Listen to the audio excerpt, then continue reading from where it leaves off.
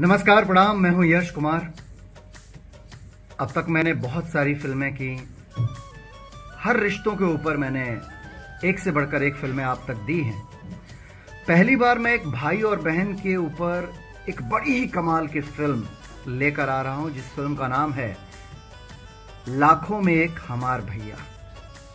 लाखों में एक हमार भैया का ट्रेलर 2 जून को यानी कि शुक्रवार सुबह 6:30 बजे Yash Kumar entertainment YouTube channel पर रिलीज हो रहा है।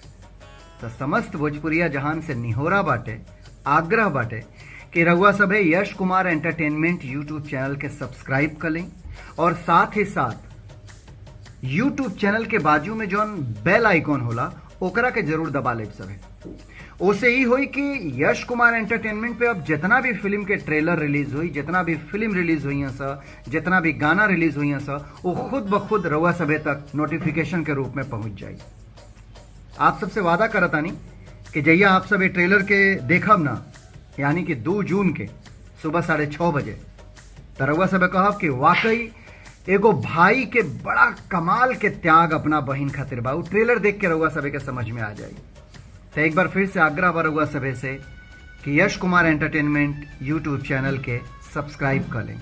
कहें से कि अब बहुत सारा फिल्म, बहुत सारा गाना, बहुत सारे फिल्म के ट्रेलर, बहुत सारा पूरा का पूरा फिल्म रउआ सभे के चैनल पर देखे के मिले वाला बाटे।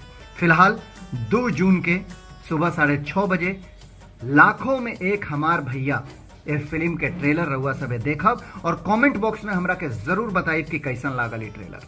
बड़ा दिल से बनोले बानी ये फिल्म। उम्मीद करतानी कि समस्त भोजपुरिया जहान के ही पसंद आई। Thank you so much. रउआ सभे चैनल के सब्सक्राइब जरूर करब। Love you all.